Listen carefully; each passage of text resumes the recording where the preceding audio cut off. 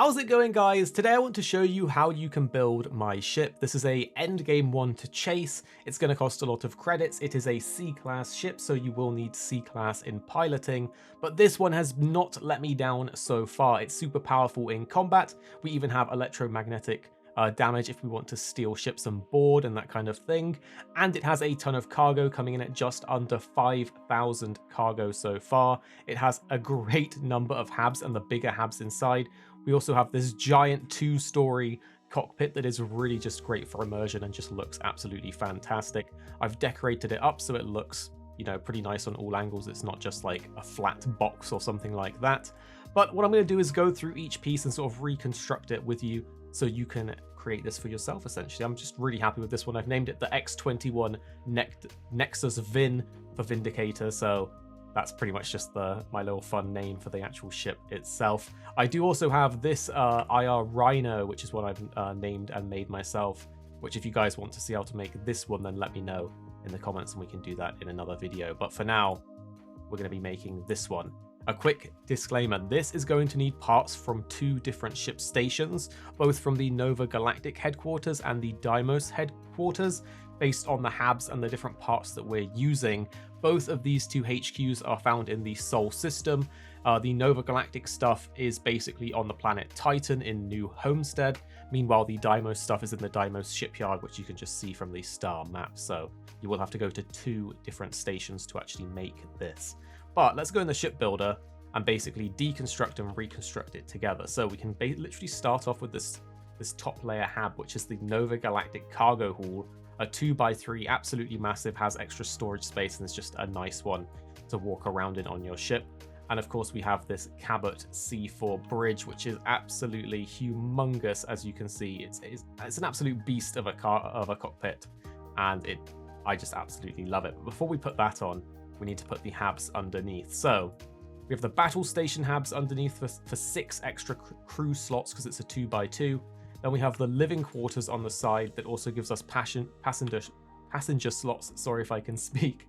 And then we have the workshop on the side so we can get this kind of uniform shape. And with this shape, we can then put our cockpit on and we kind of have the basic framework that we're working with. So again, just so you can see, on top we have the cargo hall, on the bottom we have the 2x2 battle stations, the living quarters, and then the 2x1 workshop. But this gives us a nice perfect little place to slot on this massive cockpit, which is just so cool. This is my favorite one in the game so far.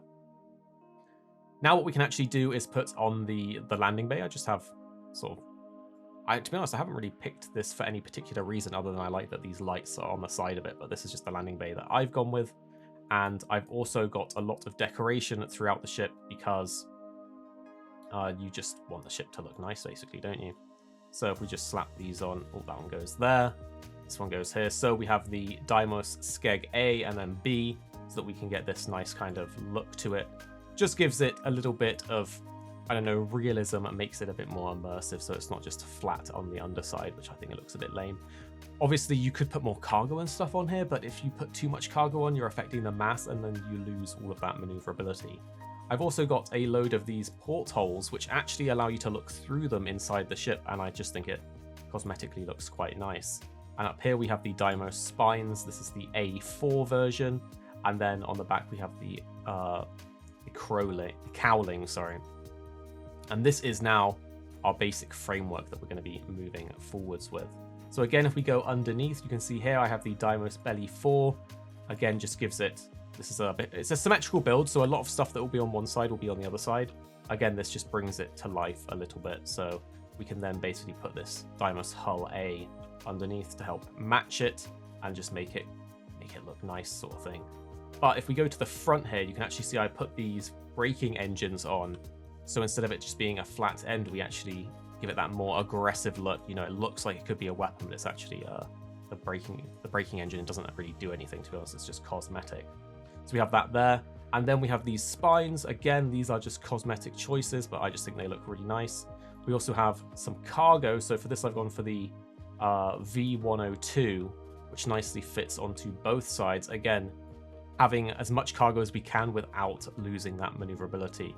We follow up with the spine F on each side, and you can see we're starting to get a really nice aggressive look. This is going to be a very powerful warship because of the weapons that we have on here, which we will go over very, very soon as well. So we can then put this this Nova sort of wing, both different variants here, so we get a really nice look on each side. I do have the weapons on here, so just for the weapon choice, you can see I have the PB300 Alpha Beams. These things are a monster, 3000 range, 47 damage to shield and hull, pretty universal for destroying everything. Meanwhile, if we want to board, we have the 8000 Suppressor with that 60 electromagnetic damage, so you've got to get really close at 800 range, and then you basically just zap them until you can board. And that's going to be the same on both sides here, as you can see, so we'll just slot these over and attach them on. So this is pretty much the whole front of the ship. You can see here now we have the whole back of the ship to add on. So let's take this massive hab out. So this here is the mess hall, which again is just a very nice visual one, which we're just going to put straight into the middle there, connecting to the lower floor part, which you can see here is the battle station and the living quarters. So we're just going to connect that on there.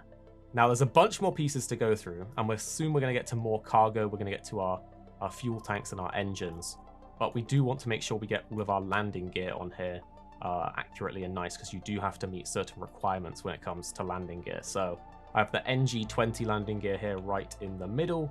Just behind that we have our docker, so I put the docker on the bottom because the top isn't exactly flat, so it does have to go on the bottom. Doesn't really make much difference at all in terms of the gameplay, but it is required to be on there on the bottom. We have these Skeg Bs. Again, I just really like this because they have lights on them, so when you're flying in space or landing in different animations, it just looks quite nice.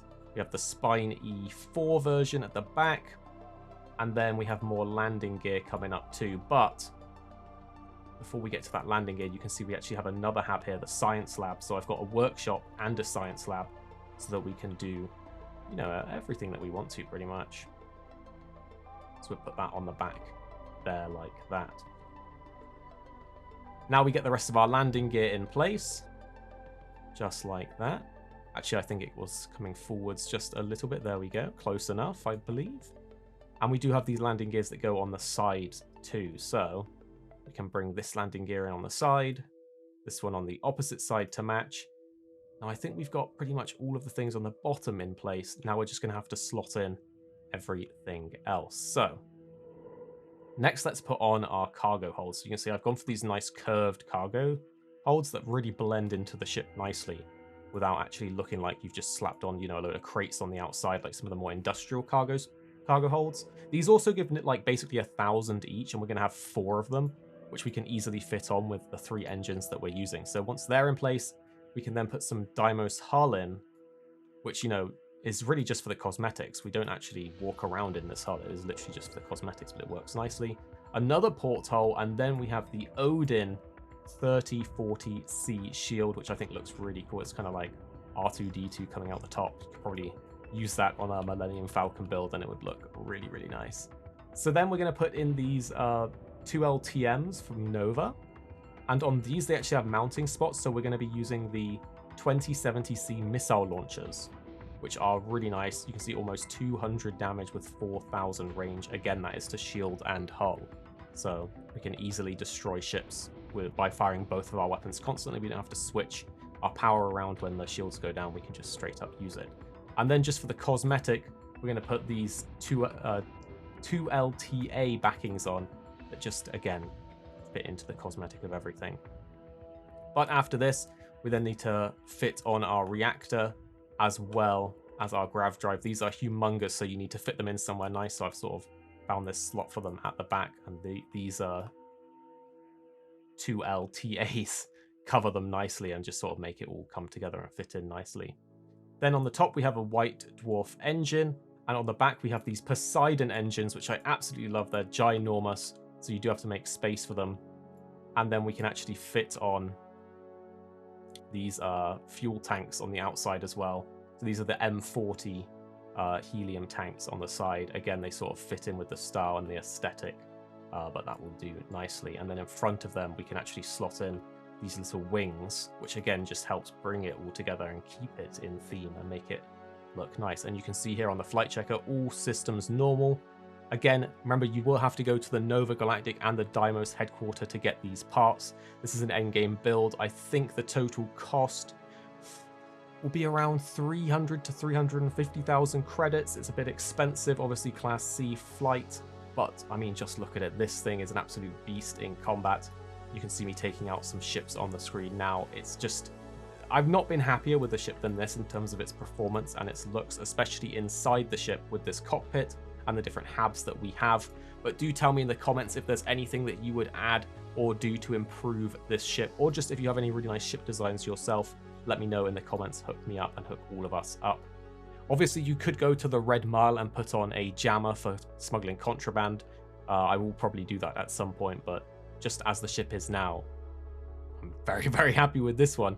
Also, I've said this in a previous video, but a quick tip, if you double click on any module, it will highlight the whole thing, and then you can press the color button, which is J, or you just click on it in the lower right, and you can very easily recolor the whole ship. So, you know, you could go for the black and red color if you wanted, which actually does look kind of nice, but I have been going for a black and yellow look on this one so far, which I also really like. So that is my current endgame ship. Let me know what you think about it. I hope that helps you recreate it if you were planning to. Obviously, you could pause it at different points if you're confused to double check the different names of everything, but hopefully that helps you guys out and you can get a good endgame ship to work towards. But make sure to check out the 2 videos on the screen because we've done loads of Starfield guides and content that you won't want to miss out on.